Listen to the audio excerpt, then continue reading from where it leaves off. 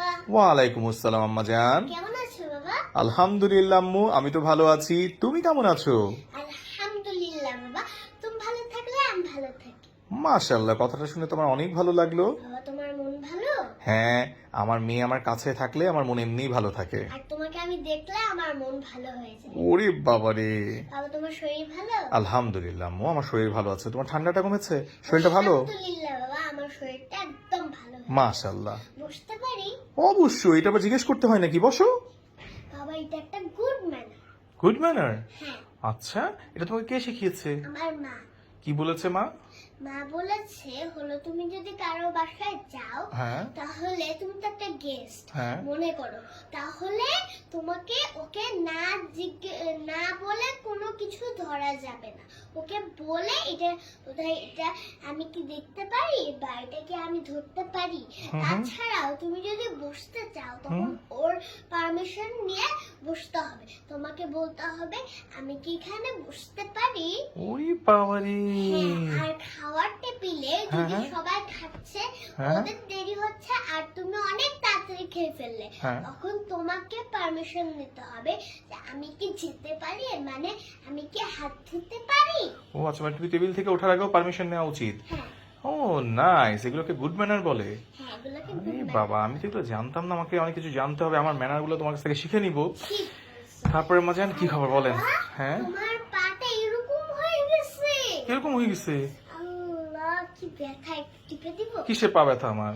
আরে তোমাকে একটু টিপে দিই? আরে না, আমার পা ঠিকঠাক আছে। না বাবা, তুমি আমার বাবা না, একটু টিপে দে। পা টিপে দিবি? হ্যাঁ, আমার মেয়ে পা টিপে দিতে বললে আমি কি আর না করতে পারলাম? তো আরামই লাগে। থ্যাংক ইউ বাবা।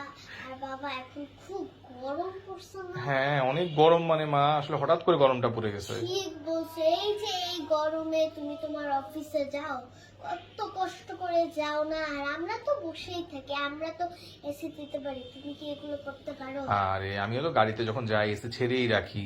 আমার অফিসেও এসি আছে, তো খুব একটা সমস্যা হয় না মা। হ্যাঁ, এসি তো আছে, বাট হলো গরম তো না, এখন তো গরম পড়ছে, তার জন্য গরমটা লাগবে।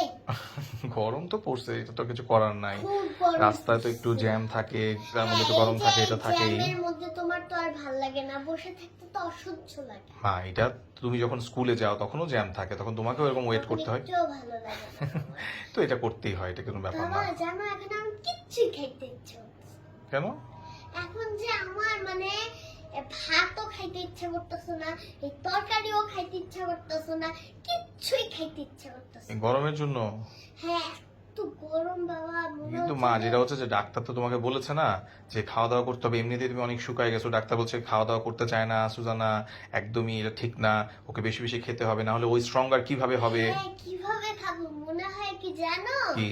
এই যে এত গরম, তরকারিগুলো রেখেতেই ভাতের সাথে একটু আইসক্রিম মিলে খাই নি। হ্যাঁ, ভাতের সাথে? আইসক্রিম। ভাতের সাথে আইসক্রিম মানুষ খাইতে পারে? তাহলে তাহলে রাইসটা বাদ দে, তাহলে আইসক্রিম গুলো খাই। হ্যাঁ, মানে রাইসটা বাদ দিয়ে আইসক্রিম খাই।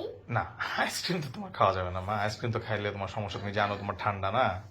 আরে না, এখন তো খুব গরম। যত গরমই হোক, এই গরমে ঠান্ডা কিছু খাওয়া যাবে না। ডাক্তার তোমাকে স্ট্রিক্টলি নিষেধ করেছে, ঠান্ডা পানি, আইসক্রিম, ঠান্ডা কোনো কিছুই তুমি খেতে পারবে না। প্লিজ এখন একটু আইসক্রিমটা খাই।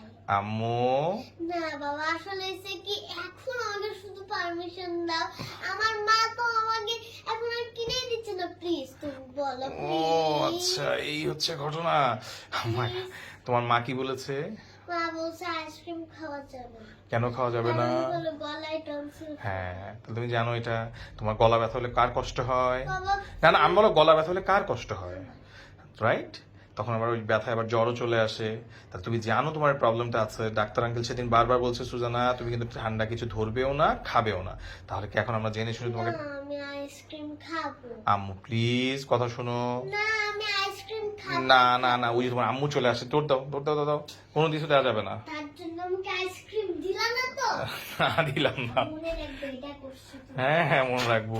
আসছে আর কেউ? আসসালামু আলাইকুম। ওয়ালাইকুম আসসালাম। এই ছিল এটার মনে।